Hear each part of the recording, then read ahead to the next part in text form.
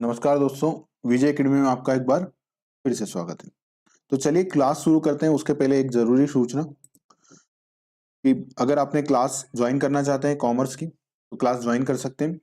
5 नवंबर से प्राइस 2499 होना चाहिए था, बट कुछ बच्चे नहीं ले पा रहे थे किसी टेक्निकल इशू के कारण, तो इसे आज तक के लिए 1999 रखा गया। मतलब अगर आज भी आप ज्वाइन करते हैं, तो 1999 में क्लासेस ज्वाइन कर सकते हैं। ठीक है, तो ज्वाइन कर लीजिएगा। अगर आपको ऑनलाइन क्लासेस ज्वाइन करनी है तो आप कर सकते हैं। दूसरा, अगर आप पीडीएफ नोट्स लेना चाहते हैं तो पीडीएफ नोट्स भी ले सकते हैं। इसकी कॉस्ट है 499 जो आज तक के लिए, और इसके आज की तारीख के बाद इसकी कॉस्ट बढ़ करके 6999 हो जाएगी। तो ये जरूरी सूचना। हमारे वीडियो और प्रयास आपको पसंद आते हैं तो लाइक और चैनल को सब्सक्राइब करना नहीं भूलिएगा, और सब्सक्राइब शेयर करना भी नहीं भूलिएगा। तो चलिए आ जाते हैं हमारी आज की वीडियो पर, साझेदारी का विघटन।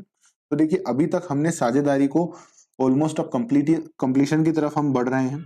अभी तक हमने पढ़ लिया है साझेदारी का बेसिक, जिसमें मैंने आपको बताया कि साझेदारी होती क्या है, साझेदारी क्यों बनाई जाती है, क्यों कारण है इसके, किस लिए साझेदारी का निर्माण किया गया, साझेदारी को बनाने का मेन उद्देश्य क्या था, क्यों साझेदारी बनाई गई। हमने उन पक्षों को भी पूरा कवर किया है।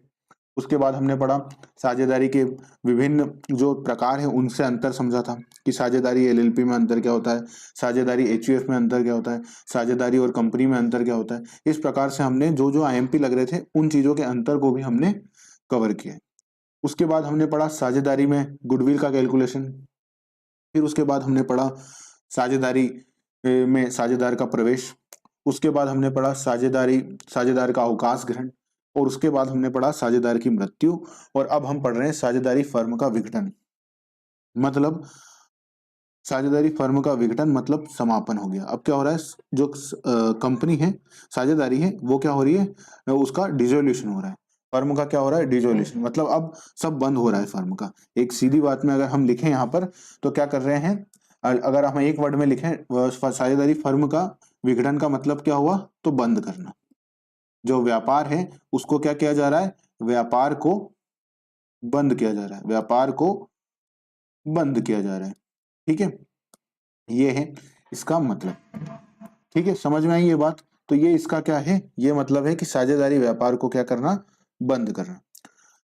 ठीक है, एक उससे पहले सूचना ये है कि अगर आप जो प्रिंट आउट हम आपको डेली बेसिस पर भेजते हैं, तो हमारी ये कहना है आपसे कि आप प्रिंट आउट डेली बेसिस पर निकालने ना जाएं। उसके दो रीजन है प्रिंट आउट डेली बेसिस पर ना जाने के, कि एक्चुअली देखिए क्या होता है कि जाने आने की आपका टाइम लगता है, और डेली बेसिस पर आप जाएंगे तो आपका टाइम खराब होगा, और साथ ही साथ कॉस्ट भी महंगी पड़ेगी। तो जब एक बार पूरी यूनिट कंप्लीट हो जाए उसके बाद हम आपको बता देंगे कि तब आप प्रिंट आउट लेंगे, तो एक तो आपका समय बचेगा, और दूसरा एक साथ निकालेंगे तो वो अच्छा रहेगा आपके लिए भी। और ये केवल जब नोट्स डेली बेसिस पर जो शेयर किए जाते हैं वो इसलिए शेयर किए जाते हैं कि जो हमने पढ़ाया सॉरी, वो आप उसी समय रेफर कर लें नोट्स और देख भी लें। ठीक है, और अगर आप नोट्स निकाल रहे हैं या आपके पास में ही है फोटोकॉपी शॉप और आप उससे निकाल लेते हैं फटाफट से, तो आप क्या करें, जो मैं एग्जांपल देता हूं उसे कॉपी में लिख लें। अगर आपने नोट्स नहीं निकाले और जब नोट्स निकाल के लाएं तब उसे वहां पर लिख लें, तो क्या होगा, एक ही फाइल में आपकी सारी चीजें हो जाएंगी। चलिए, तो वापस से हम आ जाते हैं साझेदारी फर्म के ऊपर, कि साझेदारी फर्म का विघटन तो मतलब एक वर्ड में अगर हम बोलें तो क्या होता है, व्यापार को बंद करना। ठीक है, क्या होता है, व्यापार को बंद करना। मतलब सारी चीजें अब समाप्त कर दो, और जो हमने व्यापार जिन उद्देश्यों के लिए जिन उद्देश्यों के लिए बनाया था, अब उसे समाप्त करने का हम सबका मन है, या किसी कारण से हम क्या कर रहे हैं, बंद कर रहे हैं। तो अल्टीमेटली क्या हो रहा है, जो हमारा व्यापार था, जो हमारी फर्म थी, वो क्या हो गई है, बंद। सिंपल भाषा में साझेदारी फर्म के विघटन का मतलब हुआ बंद करना। बात समझ में आई। अब हम पढ़ लेते हैं पॉइंटों को।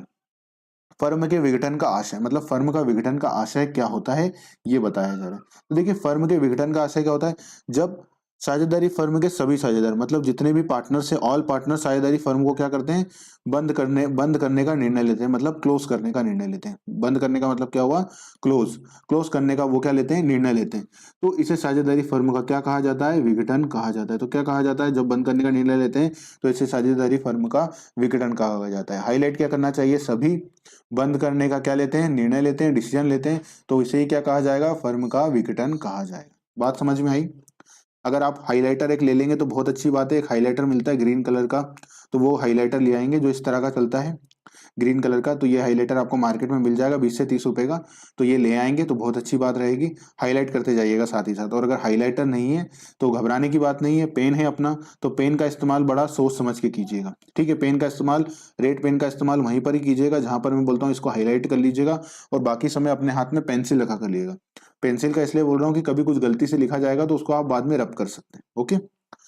भारतीय साझेदारी अधिनियम 1932 की धारा 39 के अनुसार, अब किसमें बोला गया फर्म के विघटन को, किसमें वर्णित किया गया है, तो भारतीय साझेदारी अधिनियम 1932 की धारा 39 में फर्म का विघटन, मतलब डिसोल्यूशन ऑफ पार्टनरशिप फर्म का, अगर लीगल देखा जाए, लीगली एक्ट में कहाँ बताया गया है, किस बारे फर्म के विघटन के बारे में एक्ट में कहाँ बताया गया है, तो वो धारा 39 के अंतर्गत बताया गया है, ठीक है।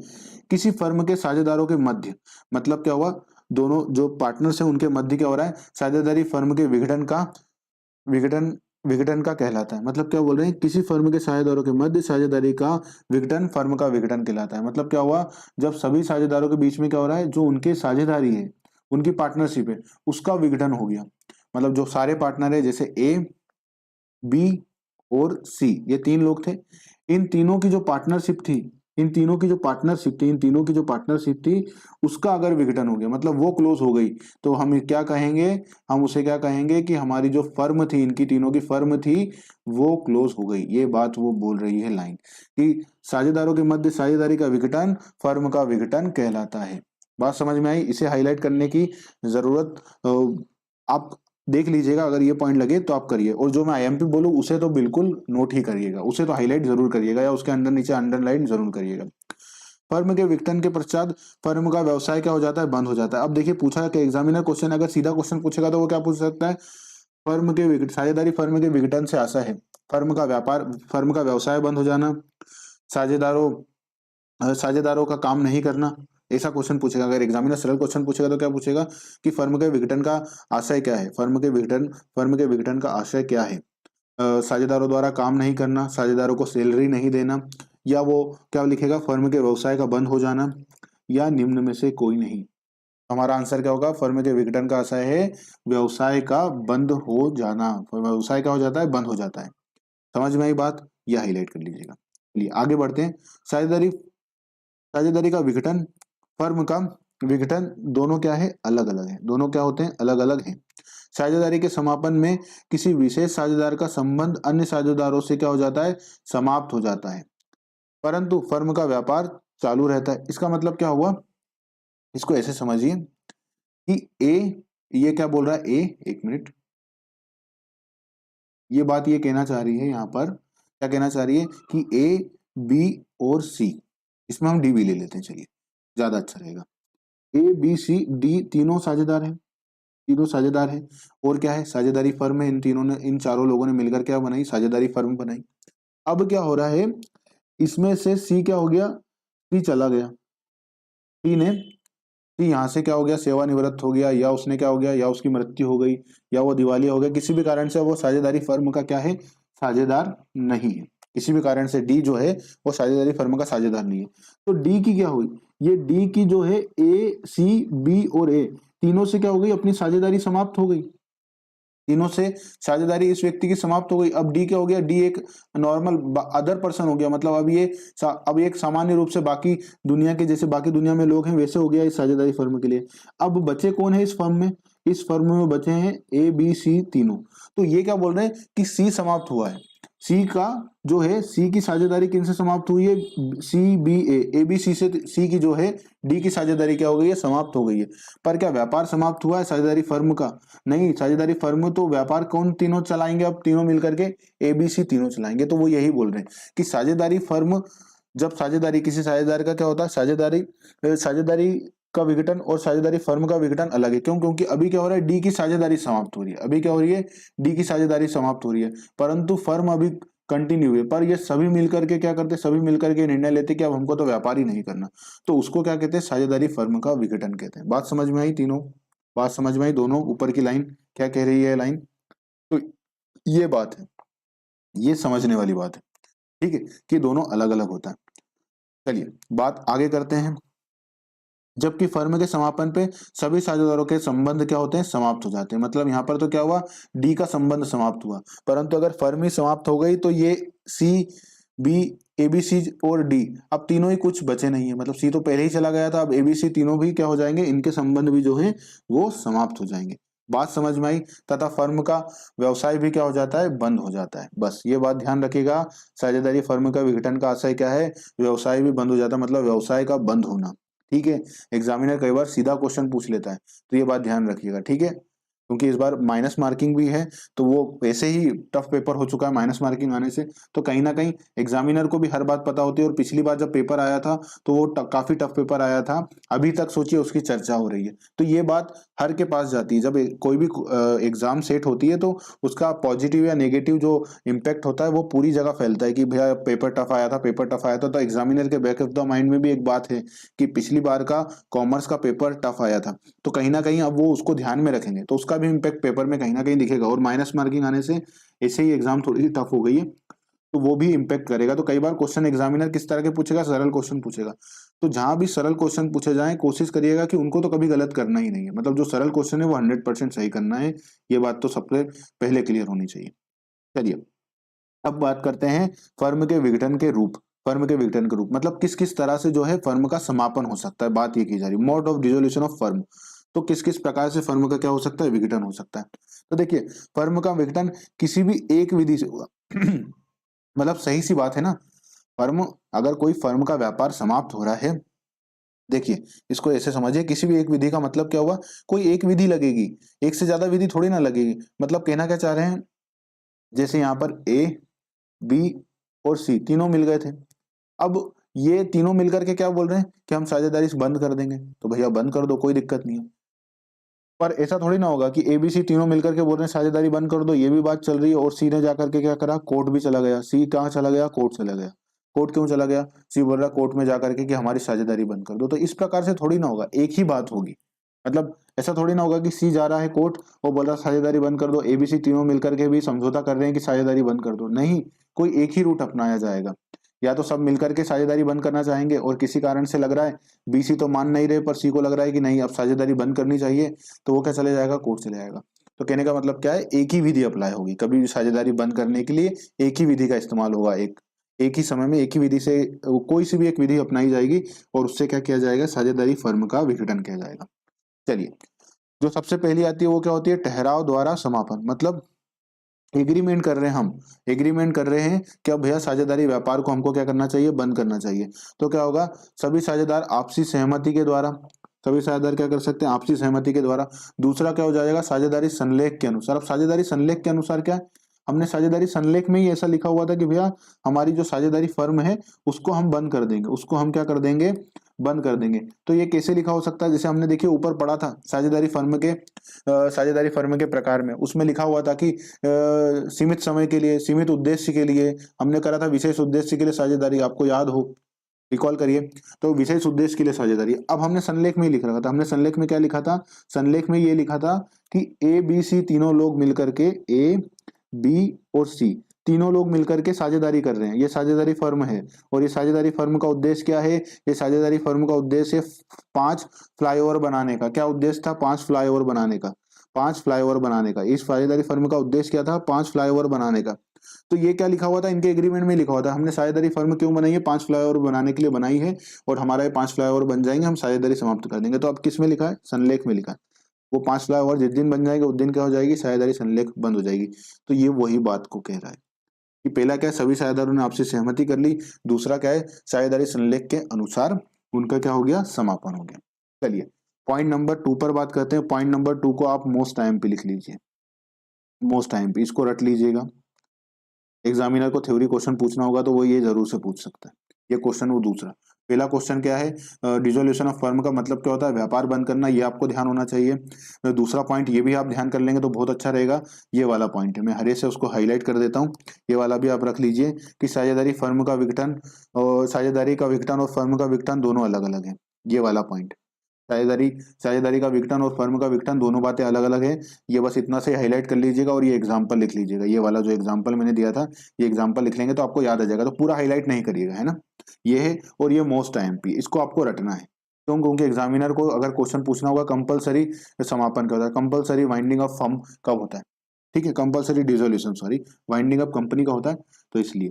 तो कंपलसरी डिसोल्यूशन कब होगा, अनिवार्य समापन कब होगा, तो ये सारी बातें आपको याद कर लेनी है। पहला क्या है, यदि समस्त साझेदार मतलब एबीसी तीनों तीनों क्या होगा, एबीसी तीनों ही क्या होगा, दिवालिया हो गए।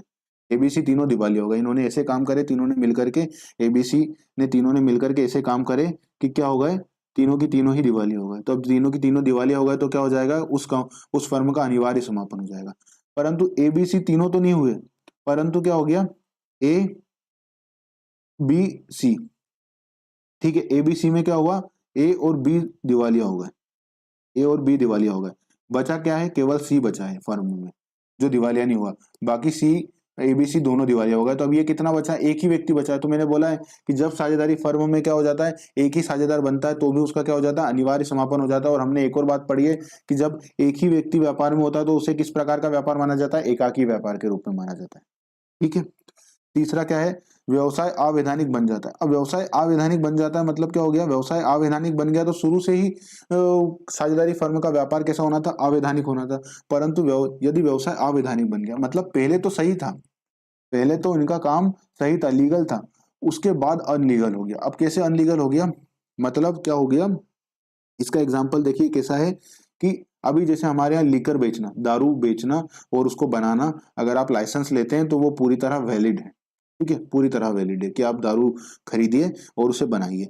परंतु गुजरात में दारू बेचना इनलीगल है, दारू बेचना इनलीगल है। क्यों, क्योंकि अब वहां पर क्या नोटिफिकेशन आ गया कि आप दारू यहाँ पर ड्राई स्टेट है, मतलब यहाँ पर दारू बेचना और पीना पूरी तरह प्रतिबंधित है। तो दारू बेचना अपन तो कह रहे हैं, उस पर ही बात करते हैं कि दारू बेचना प्रतिबंधित है।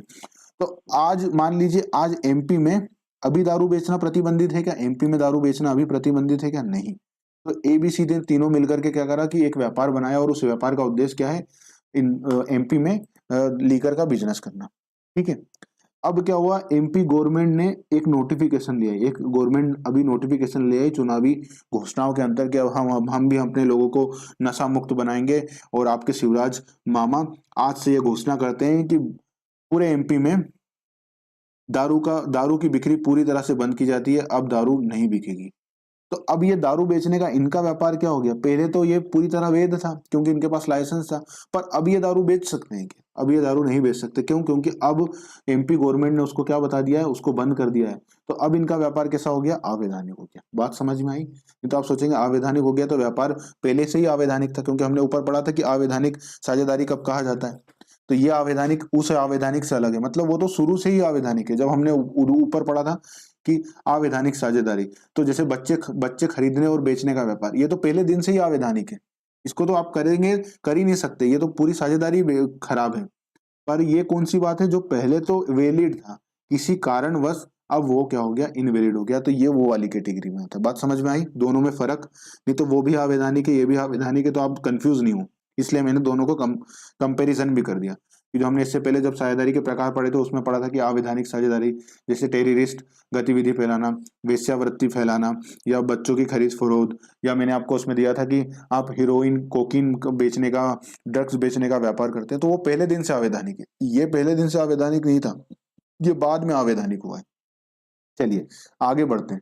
यदि एक साझेदार को छोड़कर समस्त साझेदार अवकाश ग्रहण कर लेते हैं या उनकी क्या हो जाती है, मृत्यु हो जाती है। मतलब क्या हुआ, ए बी सी तीनों थे, तो जो सी व्यक्ति था वो समझदार था, उसने बोला भैया मैं तो अपने घर रहूंगा।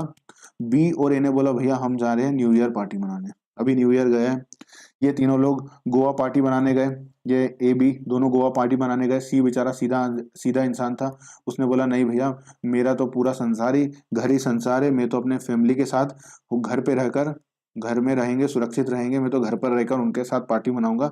ये दोनों लोग माने नहीं, ये दोनों लोग गए और इन्होंने कुछ ज्यादा ही जोश में क्या हुआ, होश खो दिए और इनकी किसी कारणवश क्या हो गई, मृत्यु हो गई। तो अब बचा कौन सा है, सी। तो ये दोनों एक जैसे हो गए। दिवालिया में भी क्या हुआ, या तो सारे दिवालिया हो गए या एक बच गया और बाकी दिवालिया हो गए। तो यहाँ पर क्या हो गया, दिवालिया नहीं हुई, यहाँ पर क्या हो गया, उनकी मृत्यु हो गई। तो बात वहीं की वहीं आ गई। तो अब क्या होगा, इसका कंपलसरी बाइंडिंग होगा। बात समझ में आ गई। यदि समस्त साझेदार की मृत्यु हो जाती, मतलब क्या होता है, जिद करके ये सी को भी ले जाते कि नहीं तेरे को चलना होगा, तुझे हमारी कसम, न्यू ईयर एक ही बार तो बनता है साल भर में, हम कहाँ रोज रोज बोलते हैं, तेरे को चलना ही होगा। और ये सीधा मानस भी इनकी बातों में आकर के क्या हुआ, गोवा चला गया। तो इस कारण से क्या हुआ, सभी की किसी कारणवश क्या हो गई, मृत्यु हो गई। तो भी क्या हो जाएगी, साझेदारी का अनिवार्य रूप से विघटन हो जाएगा। यदि साझेदारी संलेख के अनुसार व्यवसाय की अवधि या विशेष कार्य समाप्त हो जाता है, जो मैंने आपको बात बोली वही वाली एग्जाम्पल, ये वाला एग्जाम्पल आप वापस से रेफर कर सकते हैं कि फ्लाईओवर बनाने का कॉन्ट्रैक्ट लिया, वो पूरा हो गया, हमारा व्यापार समाप्त हो गया, जिसके लिए हमने किया था, हमने क्या करा, उसे समाप्त कर दिया। ठीक है, ये हमने समाप्त कर दिया। एक मिनट,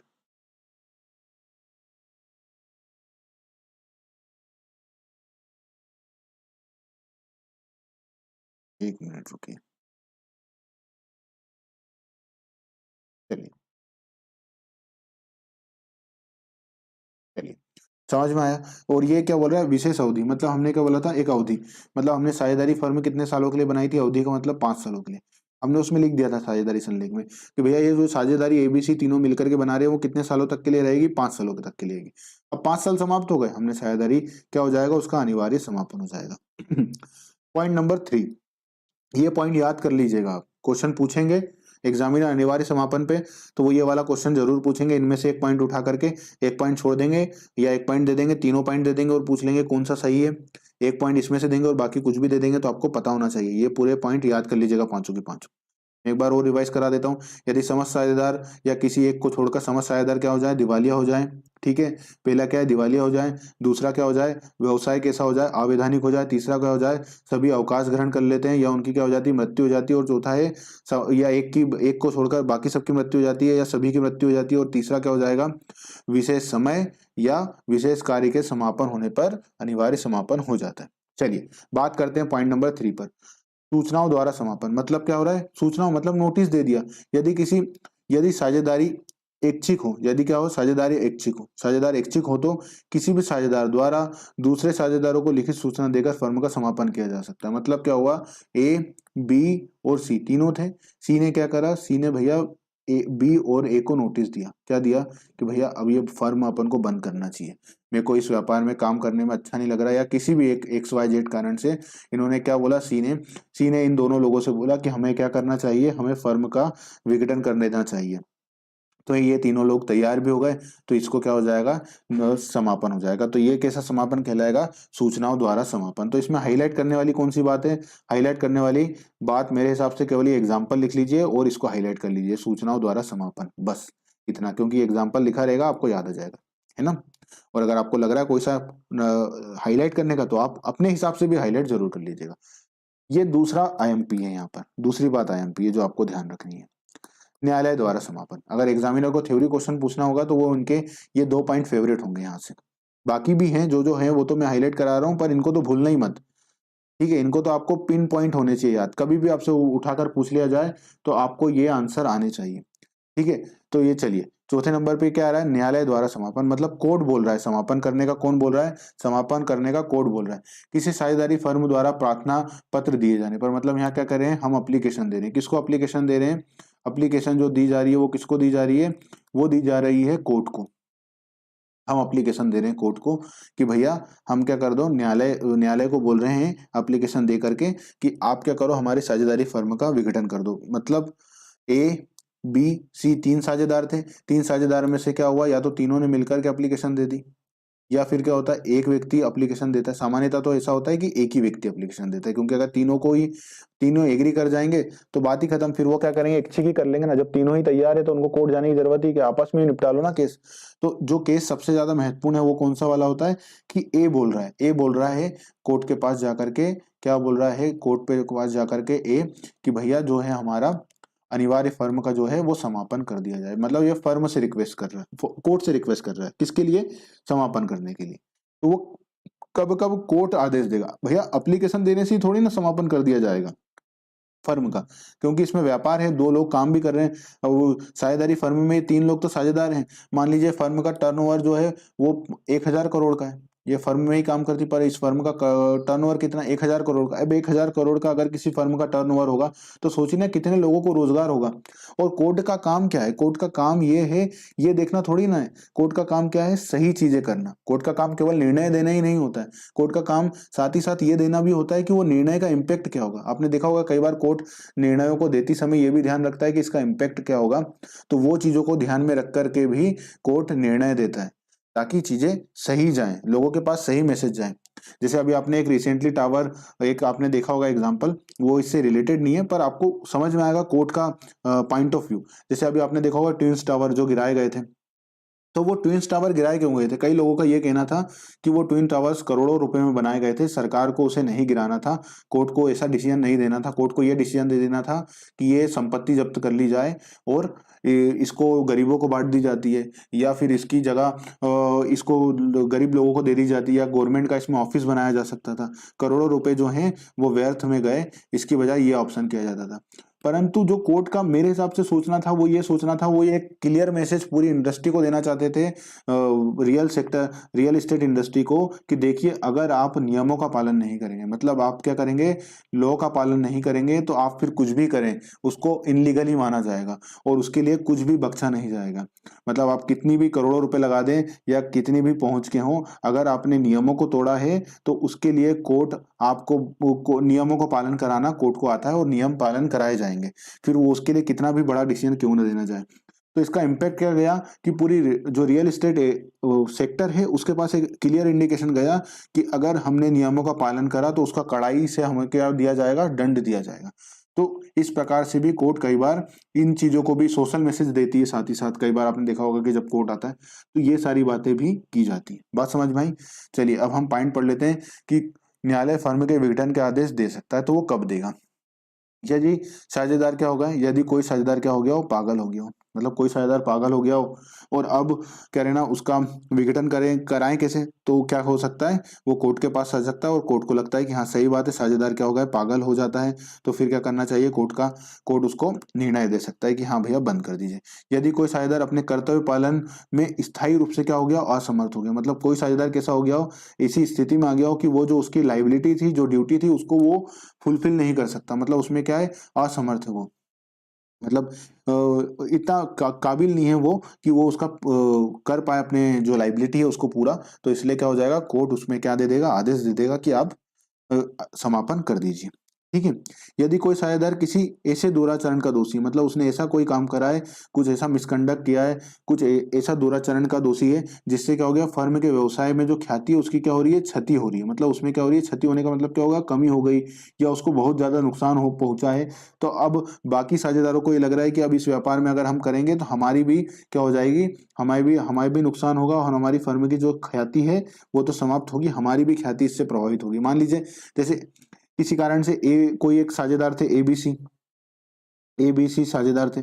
अब इसमें से ए ने क्या करा, ए ने एक मर्डर कर दिया, ठीक है, एक मर्डर कर दिया, या इससे भी कोई गलत काम कर दिया है, जैसा कि आप आजकल सुनते ही हैं खबरों में, तो उस प्रकार का एक उन्होंने एक गलत काम किया। तो उस गलत काम के कारण क्या हुआ, इस गलत काम के कारण इस ए की तो बदनामी हुई, साथ ही साथ ये बी और सी की भी बदनामी होगी, और जो इनका व्यापार था, अब क्या लोग इनसे ट्रांजेक्शन करेंगे? जिस व्यक्ति ने इतना गलत काम किया उससे कोई फर्म से व्यापार करना चाहेगा, इस व्यक्ति से नहीं। तो अब बी और सी सोच रहे हैं कि भैया फर्म तो डूब रही है, हमारी कम से कम इज्जत बच जाए, या हम लोग तो कम से कम इससे दूर हों, तो भी वो क्या कर सकते हैं। और इसके लिए सी ए तैयार नहीं हो रहा कि नहीं भैया जो गलती हो गई, अब नहीं होगी, पर अब मैं नहीं करूंगा, आप फर्म को कम बंद करिए। तो इस वजह से भी क्या हो जाएगा, कहाँ जा सकते हैं, कोर्ट में जा सकते हैं, क्योंकि देखिए हमने क्या बोला है, जब एक व्यक्ति नोटिस देता है और सभी लोग तैयार हो जाते हैं तभी समापन किया जा सकता है, पर यहाँ सभी लोग तैयार हो रहे क्या, नहीं, ये तो क्या बोल रहा है, कंटिन्यू रखो। तो इसलिए फिर हम कहाँ चले जाएंगे, बाकी साझेदार कोर्ट में चले जाएंगे।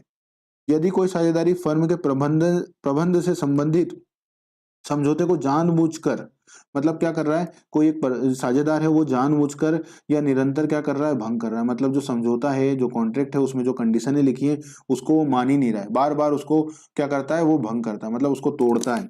तो अब इसके कारण से क्या हो रहा है, इस कारण से भी बाकी साझेदार क्या बोलेंगे, इस ऐसा व्यापार करने से अच्छा क्या है उसको बंद कर दिया जाए, और ये क्या करेंगे, कोर्ट के पास चले जाएंगे। यदि कोई साझेदार बिना किसी अन्य साझेदारों की सहमति से, मतलब वो क्या करता है, अन्य साझेदारों से कोई सहमति नहीं लेता है और फर्म में अपना हिस्सा किसी तीसरे पक्षकारों को क्या कर सकता है, हस्तांतरित कर सकता है। देखिए ये बात आपको ध्यान रखनी चाहिए कि मैंने पहले भी बताया था कि वो कब हस्तांतरित कर सकता है, जब सभी साझेदार उस पर क्या हो, सहमत हों। ये बात हमने ऊपर आगे पढ़ी भी थी, आपको याद आ जाएगी कि सभी साझेदार जब सहमत होंगे तभी वो क्या कर सकता है, हस्तांतरित कर सकता है।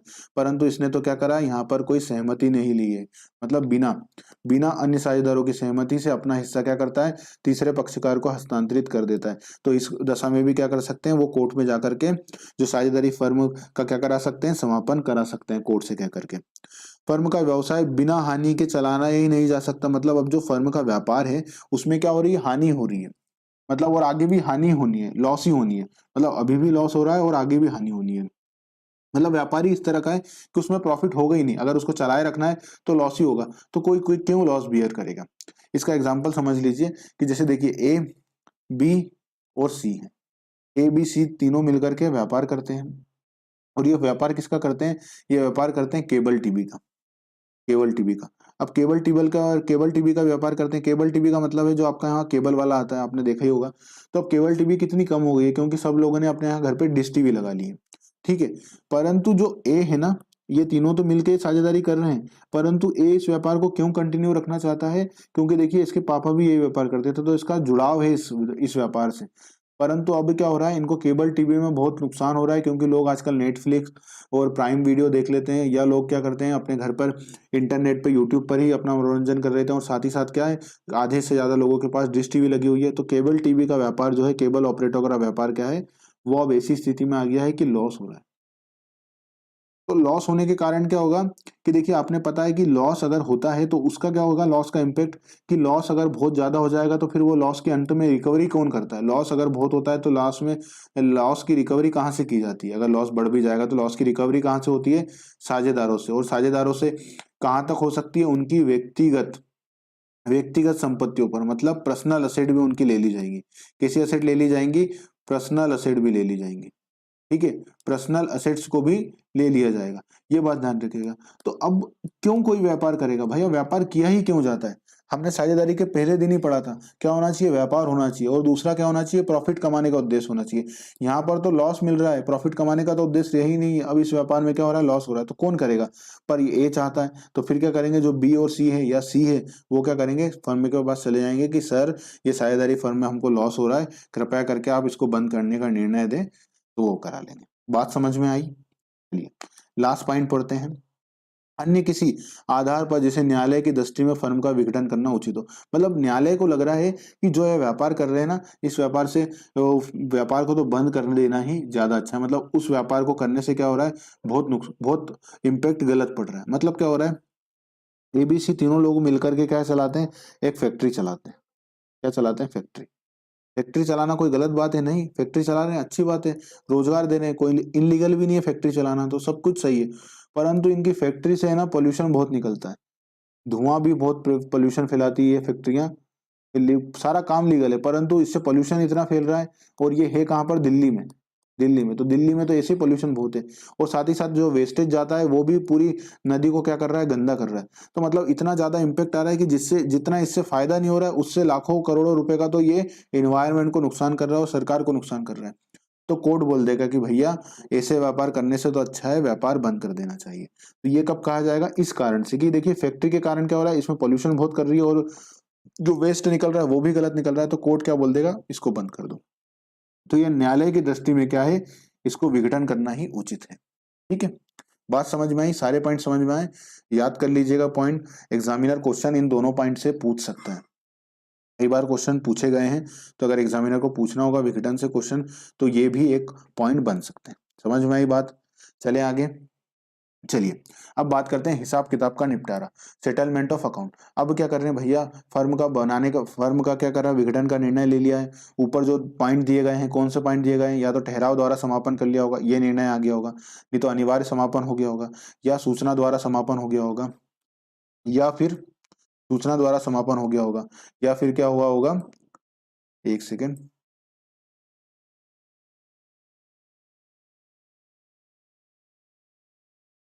सूचना द्वारा समापन हुआ होगा, या फिर क्या हुआ होगा, न्यायालय द्वारा समापन। किसी में भी एक विधि से क्या हो गया होगा, समापन का निर्णय ले लिया गया होगा। कि भैया अब फर्म का समापन किया जाएगा। तो अब फर्म का समापन किया जाएगा तो सब चीजें क्या करो, खाते बंद कर दो, यही होता है। व्यापार बंद करते तो हम क्या करते हैं, अगर इसको एक सामान्य रूप से देखिए कि कोई व्यक्ति एक व्यापार चला रहा था, ये यहाँ पर दुकान चला रहा था, अब इसने सोचा कि ये दुकान को चलाने से अच्छा बंद कर दिया जाए, तो वो दुकान बंद करेगा तो करेगा क्या, बंद करके क्या तो ताला लगाएगा और चला जाएगा? नहीं, वो दुकान में जो सामान रखा है, जो असेट रखी है, तो जो भी चीजें हैं उन सबको क्या करेगा, वो बेच देगा। क्या भैया बंद ही करना है व्यापार तो ये बंद कर देगा। हो सकता है वो ये दुकान भी बेच दे, और जो लोगों को खर्च पैसे देने थे वो पैसे दे देगा, और इस प्रकार से सब चीजें निपटा करके वो अपना व्यापार बंद कर लेगा। तो वही बात यहाँ पर की जा रही है कि वैसे ही ये भी करेंगे, क्या करेंगे, हिसाब किताब का निपटारा, सेटलमेंट ऑफ अकाउंट। फर्म की समापन तिथि से, ये पॉइंट आपको नोट करना चाहिए सबसे पहला, जो पूछा जा सकता है एग्जाम में, कि फर्म की समापन तिथि से फर्म का सामान्य व्यापार बंद हो जाता है। मतलब जिस दिन समापन की तिथि घोषित कर दी गई उस दिन से क्या हो जाएगा, फर्म का सामान्य व्यापार बंद हो जाता है। तो एग्जामिनर क्वेश्चन पूछ सकता है कि फर्म का व्यापार किस तिथि से, फर्म का सामान्य व्यापार किस तिथि को बंद हो जाता है। एग्जामिनर क्वेश्चन क्या पूछेगा कि फर्म का सामान्य व्यापार किस तिथि को बंद हो जाता है, तो आपका आंसर आना चाहिए समापन तिथि का। अब समापन तिथि क्या, जिस दिन ये डिक्लेयर हो जाएगी आज से क्या हो रहा है, फर्म का जो व्यापार है वो बंद हो रहा है, मतलब समापन तिथि। इसका मतलब कैसे, इसको एग्जाम्पल से समझिए, जैसे कोर्ट के पास गए थे हम कि सर हमारी फर्म को बंद कर दो, तो कोर्ट ने निर्णय दे दिया। निर्णय कब दिया, 5 जनवरी, 5 जनवरी 2023 को, 5 जनवरी 2023 को दिया कि हाँ भैया इस फर्म को क्या कर देना चाहिए, बंद कर देना चाहिए।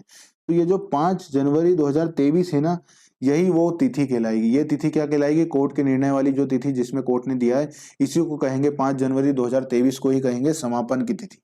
ठीक है, समझ में आई बात ये, तो ये नोट कर लीजिएगा। दूसरा है, परंतु उसे उसके लेखा पुस्तकों को बंद करने करके हिसाब किताब का निपटारा करना होता है। मतलब वही, अब हम क्या करेंगे, हिसाब किताब बनाएंगे, यही सारी चीजें देखेंगे कि क्या क्या बेचना है, कहाँ कहाँ से कितना पैसा आना है, किसको पैसा देना है, यही सारे अब हम क्या करेंगे, हिसाब किताब बनाएंगे। इस उद्देश्य हेतु वसूली और दायित्व के भुगतान की प्रक्रिया आरंभ होती है। वही वसूली करेंगे, वसूली कहाँ से करेंगे, जिनसे पैसे मांगने थे, जिनको उधार माल दे रखा था, उनसे बोलेंगे भैया पैसे दे दो। हमारी जो संपत्तियां थी, संपत्तियों को बेच करके वसूली करेंगे, और जिन लोगों से हमने उधार माल लेकर रखा था उनको पैसे चुकाएंगे, जिनको किराया देना था, जिनके लोन रिपेमेंट करने थे, सरकार को टैक्स भरना था, ये सारी चीजें कर करके क्या करेंगे, भुगतान आरंभ किया जाता है। फर्म के समापन पर हिसाब किताब के निपटारे हेतु, अब यह बात ध्यान रखिएगा, निपटारे हेतु भारतीय साझेदारी अधिनियम की धाराएं कौन कौन सी लागू होती हैं, 48, 39 और 55 लागू होती है। कौन कौन सी धाराएं लागू होती हैं, भारतीय साझेदारी अधिनियम 1932 की धारा 48, 49 और 55 जो है वो लागू होती है। पॉइंट नंबर 2 जो आईएमपी, हानि सर्वप्रथम कहाँ से लाभों से भुगतान की जाएंगी, कहाँ से भुगतान की जाएगी, जो लॉस है, जो हानियां हैं वो कहाँ से भुगतान की जाएंगी सर्वप्रथम, तो वो लाभों से, मतलब जो हमारे पास प्रॉफिट्स हैं उनसे करी जाएंगी। उसके पश्चात पूंजी से, मतलब जो साझेदारों की पूंजी है वहां से की जाएंगी। और तीसरे नंबर उसे क्या होगा, साझेदारों के जो लाभ हानि विभाजन अनुपात है उनसे उस अनुपात में क्या किया जाएगा, धन वसूल करके हानि का भुगतान किया जाएगा। इसको देखेंगे तो उसको यहाँ पर आप वहीं पर ही नोट कर लीजिएगा, जगह कम है इसलिए मैं अच्छे से नोट करने के लिए यहाँ पर नोट करा रहा हूँ कि लॉस है मतलब हानि है। अगर हानि है तो हानि जो है वो हानि का क्या हो जाएगा, सही से लिखा नहीं रहा हिंदी में, तो लॉस, आप यहाँ हानि लिख लीजिएगा खुद से। हानि है, सबसे पहले किससे उसको रिकवर किया जाएगा, तो सबसे पहले रिकवर किया जाएगा प्रॉफिट से। ठीक है, सबसे पहले किससे सेटल किया जाएगा, प्रॉफिट से। दूसरे नंबर पे किससे सेटल किया जाएगा, तो वो है कैपिटल से। और फिर भी अगर कुछ बच गया तो तीसरे नंबर पे क्या किया जाएगा, प्रॉफिट एंड लॉस के रेशो में किससे रिकवरी की जाएगी, किससे रिकवरी की जाएगी, जो जो शेयर होल्डर हैं, जो हमारे साझेदार हैं, क्या है, जो हमारे साझेदार हैं उनसे क्या की जाएगी, उनसे वसूली की जाएगी, मतलब उनसे रिकवरी की जाएगी कि भैया इतने पैसे लेकर के आओ। एग्जाम्पल के लिए, अब एग्जाम्पल भी यहीं की यहीं लिख लीजिए आप, 1 मिनट में लिखिए, 1 मिनट। एग्जाम्पल कि मान लीजिए लॉस कितने का है, 1.5 लाख का। कितने का लॉस है, लॉस है वो 1.5 लाख का है। हमारे पास प्रॉफिट कितने का था, 40,000 का। ठीक है, तो क्या 40,000 के प्रॉफिट से पूरा लॉस निपट गया, नहीं। तो अब हम क्या करेंगे, साझेदारों की कैपिटल बोलेंगे कि भैया कैपिटल देखो। तो अब कैपिटल से हमको कितना मिल जाएगा तो काम चल जाएगा, 1,10,000 रुपए। परंतु कैपिटल कितनी है इनकी, कैपिटल इनकी है कितने की कैपिटल ले लें, कैपिटल ले लीजिए आप 50,000 की। कितने की कैपिटल ले लीजिए, 50,000 की कैपिटल आप ले लीजिए। तो देखिए क्या हो रहा है, 40,000 हमको प्रॉफिट से हमने रिकवर कर लिया और 50,000 हमने कैपिटल से रिकवर कर लिया। हमने रिकवर कितना कर लिया, 90,000 रुपए रिकवर कर लिया। परंतु अभी भी हमें कितने देना बाकी है, 60,000 रुपए देना बाकी है। अभी भी कितने देना बाकी है, तो अभी भी 60,000 रुपए देना बाकी है इसकी रिकवरी के बाद भी। अब ये 60,000 रुपए का क्या करेंगे, तो ये जो 60,000 रुपए हैं, ये 90,000 की रिकवरी हो गई और ये जो 60,000 रुपए देना बाकी है, ये 60,000 रुपए अब हम किससे वसूल करेंगे, तो हम वसूल करेंगे हमारे साझेदारों से। हमारे एग्जाम्पल में साझेदार कितने होते हैं अभी तक के लिए, तो 3, ए बी और सी, 3 साझेदार हैं। तीनों कितने के अनुपात में है, बराबर के अनुपात में साझेदार है। कितने अनुपात में साझेदार हैं, बराबर के अनुपात में, मतलब 1:1:1। तो अब क्या होगा, हम बोलेंगे भैया लाओ 20-20 हजार रुपए, 20-20 हजार रुपए हर एक साझेदार से रिकवर किए जाएंगे। ठीक है, बात समझ में आई, 20-20 हजार एक हर साझेदार से रिकवर किए जाएंगे और लॉस की इस प्रकार से पूरी भरपाई की जाएगी। अब अगर कोई साझेदार इतने नहीं दे पाएगा, ये 20,000 रुपए नहीं दे पा रहा है, तो ये जो बचे हुए 20,000 रुपए कभी कोई नहीं दे पाएगा या कम दे पाएगा, तो ये बचे हुए पैसे कौन देगा, बी और सी देगा। हमने बताया ही था कि साझेदारों की लायबिलिटी कैसी होती है, अनलिमिटेड होती है, और अगर एक साझेदार नहीं चुकाया जाता है तो उसकी भुगतान कौन करता है, बी और सी करता है। मैंने इसके एग्जाम्पल भी दिए हैं, तो वही बात यहाँ पे भी लागू होगी। समझ में आ गई ये सारी बातें। चलिए आ जाइए ऊपर। चलिए अब पॉइंट नंबर 2 जो आपको फिर ध्यान रखना है, यहाँ पर क्या है, संपत्ति के विक्रय से प्राप्त राशि का भुगतान किस प्रकार किया जाएगा, मतलब जो पैसे मिले हैं, जो रिकवरी हुई है, उसका भुगतान किया जाएगा। तो पहला पॉइंट ये है, इसका एग्जाम्पल यहीं पर ही लिख लीजिएगा साइड में। दूसरा आईएमपी पॉइंट इसमें ये है, ठीक है, तो ये ध्यान रखिएगा। क्या है, संपत्ति के विक्रय से प्राप्त राशि साझेदारों द्वारा लगाई गई राशि में से भुगतान निम्न प्रकार किया जाएगा। मतलब जो उनकी एक तो संपत्तियों से प्राप्त मिले हैं पैसे, और जो कैपिटल थी साझेदारों द्वारा लगाई गई राशि, मतलब पूंजी जो कैपिटल थी। तो अभी तो हम बात किसकी कर रहे हैं, केवल यहाँ पर ध्यान रखिए कि संपत्तियों से प्राप्त विक्रय पर। तो संपत्तियों से प्राप्त जो विक्रय राशि है, मतलब जो सेल रिसीव्ड है, सेल प्रोसीडिंग है, जो हमें रियलाइज हुई है संपत्तियां बेचने से, उससे सर्वप्रथम किससे भुगतान किया जाएगा, तो तीसरे पक्षकारों के ऋणों का भुगतान। बस इतना हाईलाइट करिएगा। उसके बाद क्या किया जाएगा, साझेदारों के ऋणों का भुगतान। मतलब अगर कुछ राशि बच गई तो उससे भुगतान किसका कर देंगे, साझेदारों का ऋणों का भुगतान। और अगर फिर भी कोई राशि बच गई तो उससे क्या करेंगे, जो पूंजी लगाई थी सभी साझेदारों ने, उसका भुगतान कर देंगे। मतलब पहले नंबर पे किसका भुगतान करेंगे, तो ऋण का भुगतान करेंगे। दूसरे नंबर पे किसका भुगतान करेंगे, तो साझेदारों के ऋणों का। मतलब पहले तो थर्ड पार्टी का जो ऋण है उसका, और फिर साझेदारों के ऋणों का, और फिर क्या करेंगे, उनकी जो कैपिटल लगी हुई है वो। अब थर्ड पार्टी में कौन आ सकता है, लेनदार हुए, जिनको हमको क्रेडिटर्स, उनको पेमेंट देना था। बैंक से हमने लोन ले रखा था, यहाँ पर आप लिख सकते हैं बैंक लोन, ठीक है। और साझेदारों का ऋण लिख लीजिए, यहाँ पर एग्जांपल ऐसा है तो बीज लोन, हमने क्या करा था, बी से लोन लिया था, तो वो लोन। और इसके बाद तो आ गई आपकी कैपिटल, जो कैपिटल साझेदारों ने लगाई थी उसका हम पेमेंट कर देंगे। तो सबसे पहले किसका पेमेंट किया जाता है, बैंक लोन का। दूसरे नंबर पे साझेदारों के लोन का, और अंत में किसका भुगतान किया जाएगा, तो साझेदारी फर्म का। एग्जामिनर क्वेश्चन क्या पूछेगा, एग्जामिनर क्वेश्चन ही पूछेगा, फर्म के समापन पर संपत्तियों से प्राप्त मूल्य को, राशि को, संपत्तियों के विक्रय से प्राप्त राशियों से सर्वप्रथम किसका भुगतान किया जाता है। सिंपल, सर्वप्रथम किसका भुगतान किया जाता है, आपसे क्वेश्चन पूछ लेगा। तीसरे पक्षकारों का, साझेदारों के ऋणों का, पूंजी खाते का, इनमें से कोई नहीं। फर्म के समापन पर संपत्तियों के विक्रय से प्राप्त राशि से सर्वप्रथम किसका भुगतान किया जाता है, तो हमारा आंसर क्या होगा, तीसरे पक्षकार का। बात समझ में आई, पूरी बात समझ में आई। चलिए आगे चलते हैं फटाफट से। अतः फर्म के विघटन होने पर फर्म का सारा हिसाब किताब बनाया जाएगा। मतलब हम क्या करें, सारा हिसाब किताब ले रहे हैं, किससे कितना लेना है और किसको कितना देना है। फर्म का हिसाब किताब बनाने का मतलब क्या है, किससे कितना लेना है और किसको कितना देना है। अगर आपको कुछ डाउट आए तो यहाँ पे लिख भी लीजिएगा। फर्म के हिसाब किताब का निपटारे का मतलब क्या हुआ, यहाँ पर एक ऐसा डॉट लगा लीजिएगा और इस खाली जगह में यहाँ पर लिख लीजिएगा कि किससे कितना लेना है और किसको कितना देना है। यहाँ नहीं लिखते बन रहा है तो ये खाली जगह है अपनी, इसलिए मैंने खाली जगहें छोड़ी हैं ताकि आप यहाँ लिख पाए। यहाँ लिख लीजिएगा कि हिसाब किताब का निपटारे का मतलब क्या हुआ, किससे कितना लेना है और किसको कितना देना है। सॉरी सॉरी फर्म की समस्त संपत्तियां बेच दी जाती हैं और बिक्री से प्राप्त राशि का उपयोग सर्वप्रथम कहां पर किया जाएगा, बाह्य दायित्वों के भुगतान पर किया जाएगा। तत्पश्चात साझेदारों के ऋणों का भुगतान किया जाएगा और अन्य जो राशि शेष बचेगी उसका क्या है पर पूंजी के भुगतान के लिए उपयोग किया जाएगा। ठीक है, कोई एग्जाम्पल देने की जरूरत नहीं है क्योंकि चीजें क्लियर हैं। एग्जाम्पल देकर के आपकी जगह भर जाएगी, तो इसलिए एग्जाम्पल नहीं दे रहा हूं क्योंकि एकदम क्लियर है। पहले किसका भुगतान करेंगे, बाह्य दायित्वों का, हाईलाइट मत करिएगा, वहां ऊपर हाईलाइट है इसलिए। फिर किसका भुगतान करेंगे, साझेदारों का भुगतान करेंगे। फिर किसका भुगतान करेंगे, शेष साझेदारों का। शेष साझेदारों की पूंजी का भुगतान कर दिया जाएगा, मतलब जो शेष राशि बची उससे किसका भुगतान कर दिया जाएगा, पूंजी का। चलिए, साझेदारी अधिनियम, साझेदारी अधिनियम 1932 की धारा 48 के अनुसार साझेदारों के ऋणों का भुगतान उसकी पूंजी से पहले किया जाता है। ये बात ध्यान रखिएगा, ये एक और पॉइंट है जो आपको याद रख लेना चाहिए। और ये बात आपको याद कैसे रखा जाएगी, ऊपर ही रखा जाएगी। साझेदारों की पूंजी ऋणों का भुगतान उसकी पूंजी से पहले किया जाता है, बिल्कुल बात है। पहले नंबर पे थर्ड पार्टी, दूसरे नंबर पे साझेदारों का ऋण और तीसरे नंबर पे उनकी कैपिटल। बिल्कुल, तो यही बात वो बोल रहा है कि साझेदारों के ऋणों का भुगतान उसकी पूंजी से पहले किया जाता है। ठीक है, तत्पश्चात उसकी पूंजी का भुगतान किया जाता है।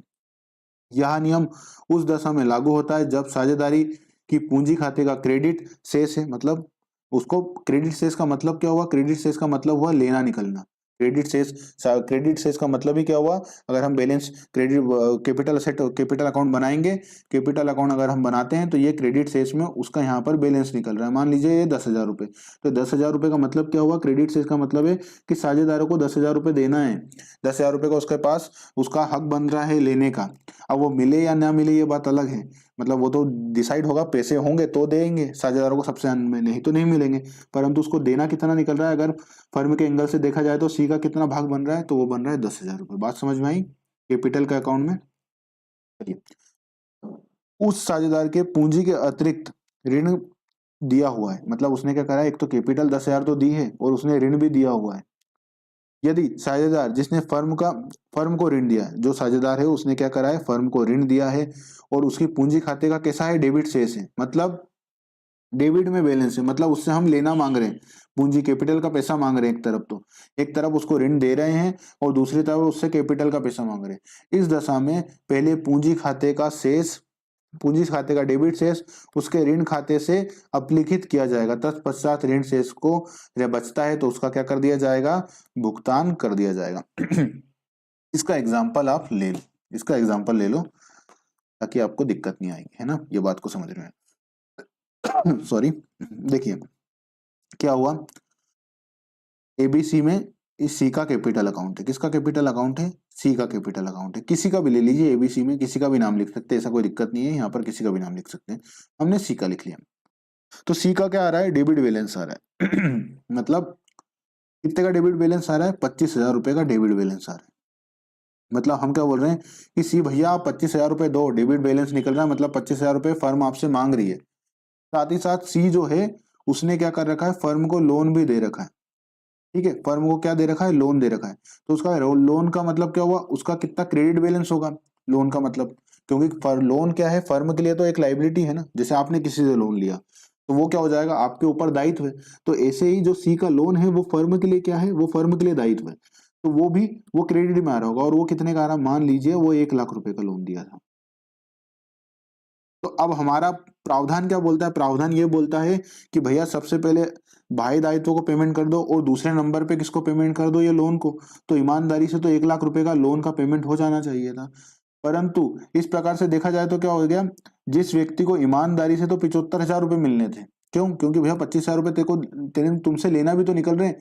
और यहाँ पर देखिए क्या हो रहा है, साझेदारी फर्म का समापन हो रहा है, तो सब पैसे ले लेके चले जाएंगे, तो फिर पैसे देगा कौन, मतलब साझेदारी फर्म का समापन, सामान्यतः जब साझेदारी फर्म का समापन होता है तो लॉस ही होता है, प्रॉफिट नहीं होता है। कोई भी प्रॉफिट अगर व्यापार बंद हो रहा है तो उसमें लॉस ही होता है, क्योंकि हर तरफ ये बात फैल जाती है कि भैया ये कंपनी बंद हो रही है, तो सब चीजें सब बोलते हैं ना कि सस्ते में लो, अब जब बंद करेगा तो बेचेगा ही हमको, नहीं तो किसी और को, तो नॉर्मली लॉस ही होता है।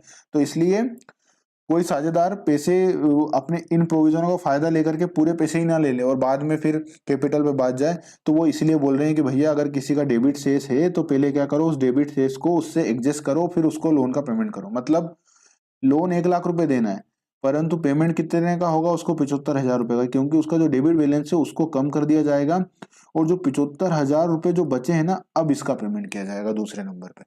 ठीक है, इसका पेमेंट अब किया जाएगा और इसके बाद फिर क्या होगा, साझेदारी की कैपिटल का भुगतान होगा। बात समझ में आई?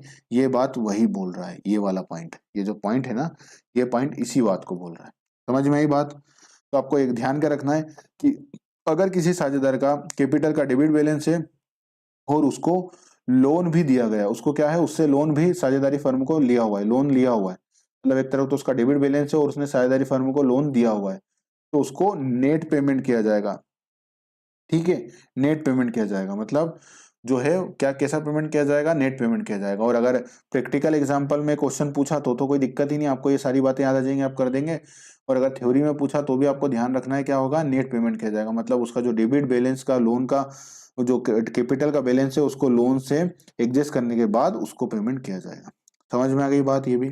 चलिए बात करते हैं फर्म के विघटन की प्रक्रिया, मतलब साझेदारी फर्म के विघटन की प्रक्रिया क्या है। अब सब डिसीजन हो गया, हमने ये भी डिसाइड कर लिया कि भैया अब फर्म को बंद करेंगे, अब व्यापार, तो अब हम क्या कर रहे हैं, स्टेप फॉलो करेंगे, कैसे कैसे बंद होगा।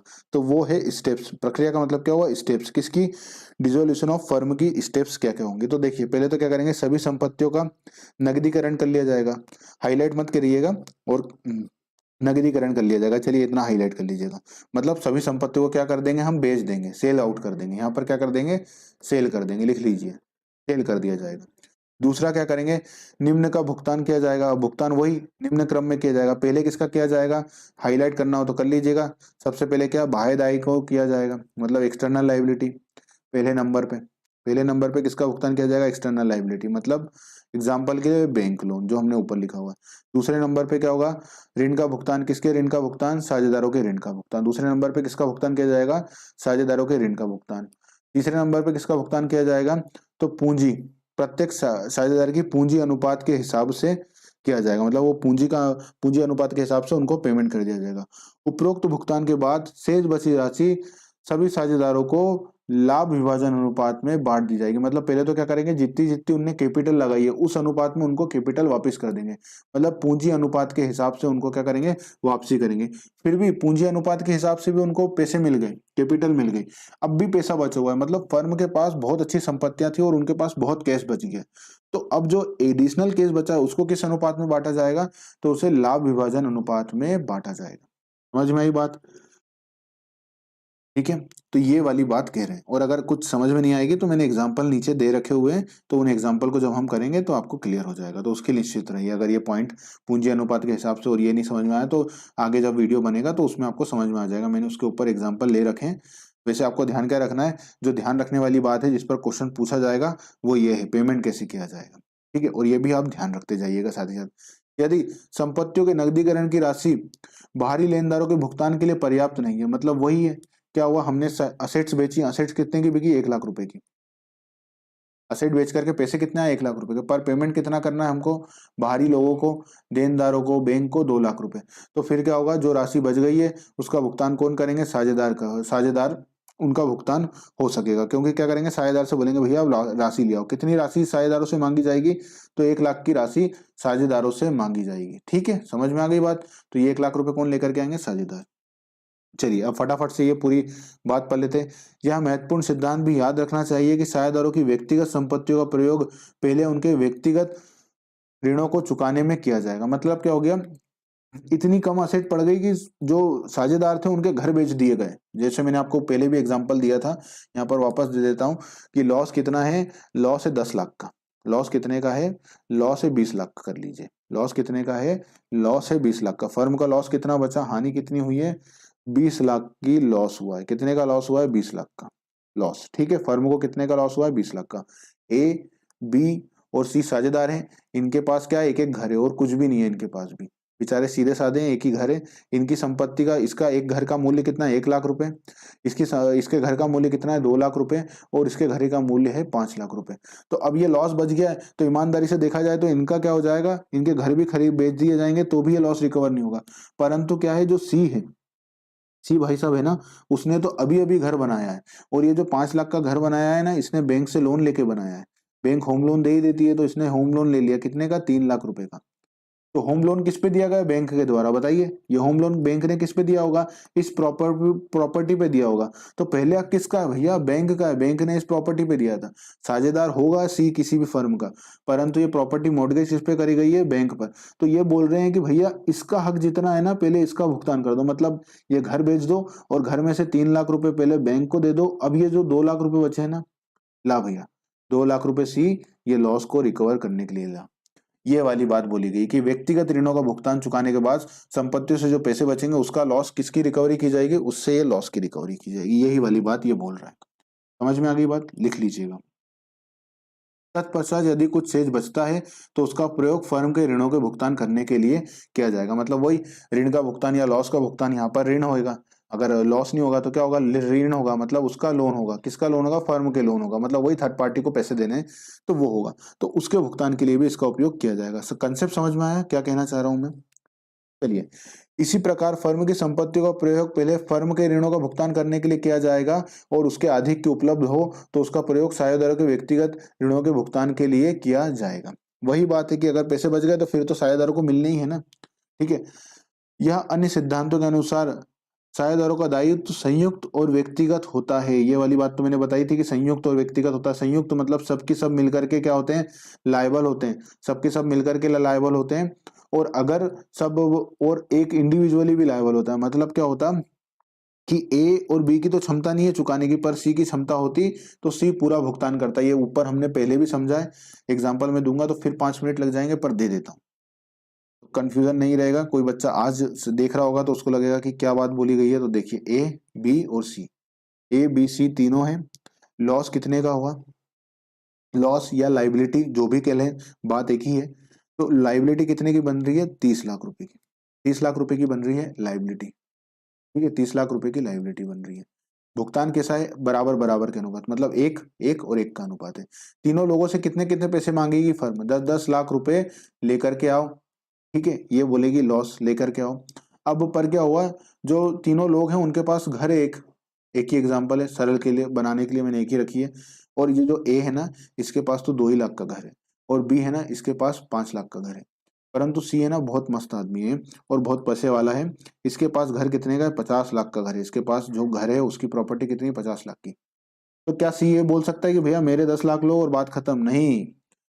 इसे बोला जाएगा कि जो ए के 8 लाख रुपए बच रहे हैं और बी के जो 5 लाख रुपए बच रहे हैं, मतलब जो 15 लाख रुपए इन दोनों के मिल करके कम हो रहे हैं ना, 15 लाख रुपए, ये 15 लाख रुपए भी कौन देगा, सी देगा। तो यही बोला गया है, व्यक्तिगत संयुक्त रूप से एक तो ये 30 लाख रुपए देने के लिए लायबल है, तीनों मिलकर के को 30 लाख रुपए चुकाने, तो उसका ये हिसाब बनाया।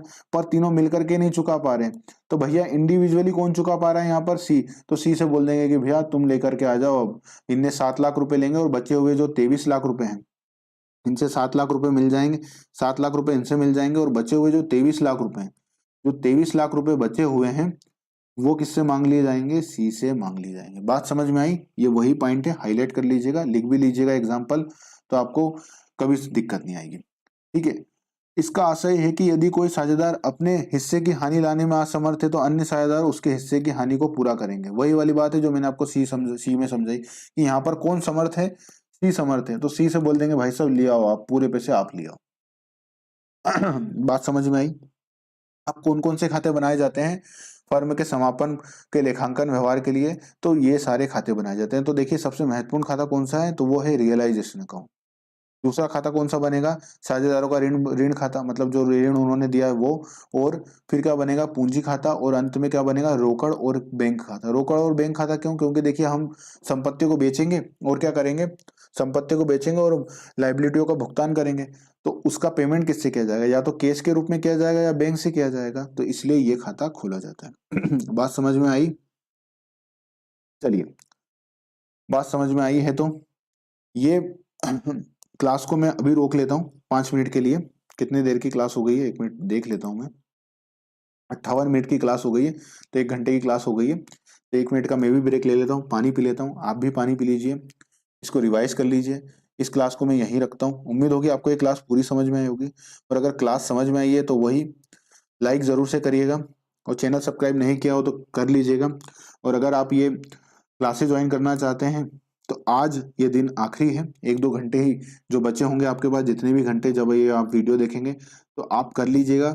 5 तारीख तक भी आपको 1999 में मिल जाएगा। आगे से प्राइस बढ़ जाएंगे तो उसके लिए कुछ नहीं कर सकते हैं। और अगर आप पीडीएफ नोट्स लेना चाहते हैं तो वो भी ले सकते हैं 499 में, और उसका प्राइस हो जाएगा 699। वीडियो पसंद आ रहा है तो लाइक सब्सक्राइब जरूर से करिएगा, इसी प्रकार के वीडियो लेकर के आते हैं। और ये रिवाइज कर लीजिए पूरे ईमानदारी से रिवाइज कर लीजिए। समापन में से क्वेश्चन यहाँ से अगर थ्योरी से बनेगा तो आपसे बनना चाहिए, ठीक है, क्योंकि इतने आराम से हमने समझा है कि कोई डाउट नहीं होना चाहिए आपके दिमाग में कि कैसे क्या काम कर रही है चीजें, ठीक है। हर एक थ्योरी के एक एक वर्ड को हमने समझा है कि क्यों यहाँ पर दिया हुआ और इसका मतलब क्या है। चलिए, तो ये है, 5 मिनट का ब्रेक ले लेता हूँ, आप भी ब्रेक ले लीजिएगा, फिर रिवाइज करिएगा और मैं फिर एक और वीडियो लेकर के आपके लिए आ जाऊंगा, जिसमें हम क्या समझेंगे, वसूली खाता। वसूली खाता क्यों बनाया जाता है, कैसे कैसे इसमें चीजें होंगी। वसूली खाता करने के बाद हम फिर पूरा वसूली खाता मैंने दिया हुआ है, देखें यहाँ पर पूरी एक एक एंट्री दी हुई है कि वसूली खाते में एंट्री क्या होती है। एंट्री देने का मतलब ये है कि आप समझ लें, एंट्री याद नहीं करनी आपको, इतनी सारी एंट्रियां याद नहीं करनी। पहले क्या है, एक बार समझ लेना है, फिर जितना जो याद हो उतना, क्योंकि एक आधी जनरल एंट्री वो पूछने के चांसेस रहते हैं, तो इसलिए मैंने सारी जनरल एंट्रियां दे दी कि कभी कोई पूछे किसी भी चैप्टर की जनरल एंट्री, अगर वहां पर जनरल एंट्री होना चाहिए तो मैंने उसकी जनरल एंट्री बना दी है। एंड में क्या करा है, पार्टनर्स के ये सारी एंट्रियां दे दी है, बैंक के में जो एंट्रियां होंगी वो दे दी हैं, और उसके बाद क्या करा है, मैंने इनके प्रारूप भी दे दिए हैं। मतलब रियलाइजेशन अकाउंट में कहाँ पे क्या आता है, क्या बैलेंस आता है, क्या क्या फिगर लेते हैं, ताकि आपको एक ओवरव्यू दिमाग में जब बन जाती है ना, एक इमेज बन जाती है किसी भी चीज की, तो वो फिर क्या होती है, उसको टाइम लगता है जाने में, दिमाग से बाहर जाने में। तो ये सारे मैंने आपको क्या करे हैं, इनके वो दे दिए हैं प्रारूप। और उसके बाद जो सबसे अंतिम हमारा बचेगा वो बचेगा क्या, साझेदारों का दिवालिया होना, इंसॉल्वेंसी ऑफ अ पार्टनर, साझेदारों का दिवालिया होना। और जो सबसे आईएमपी इसमें नियम होता है वो क्या होता है, गार्नर बनाम मर्रे का नियम। ये तो आप याद ही कर लीजिए कि गार्नर बनाम मर्रे का नियम किससे संबंधित है, एग्जामिनर यही क्वेश्चन पूछ लेगा, तो वो किससे संबंधित है, साझेदारी से संबंधित है, ठीक है। ये गार्नर बनाम मर्रे का नियम जो है वो पूरा दिया हुआ है, मैं पूरा समझा दूंगा गार्नर बनाम मर्रे का नियम कैसे काम करता है। तो इस प्रकार से हमारी क्या हो जाएगी, साझेदारी खत्म हो जाएगी और पूरा विघटन खत्म हो जाएगा। जो जो मुझे जहां जहां लगा है वो सब मैंने कवर करने की कोशिश की है, कि ऐसा कोई टॉपिक ना हो, ऐसा कोई पॉइंट ना हो जो छूट जाए, जिस पर एग्जामिनर क्वेश्चन बनाए। मेरी तरफ से पूरा बेस्ट एफर्ट दिया है मैंने। और अब आपकी बारी, आप भी अच्छे से दीजिए। कोई समस्या हो तो पूछ सकते हैं आप, मैं उसका भी जवाब देने का प्रयास करूंगा। इस वीडियो को यहीं रोकता हूँ 5 मिनट के लिए। ये वीडियो को आप देखिए अच्छे से, पूरा समझिए। और अगले वीडियो में हम किस पर बात करेंगे, ये जो चारों खाते हैं, ये जो चारों खाते हैं, इस पर हम अगले वीडियो में बात करेंगे। इन चारों खातों पर हम अगले वीडियो में बात करेंगे। तो इस वीडियो में इतना ही। आपका आप सभी को नमस्कार, और अपना ध्यान रखिएगा। नमस्कार।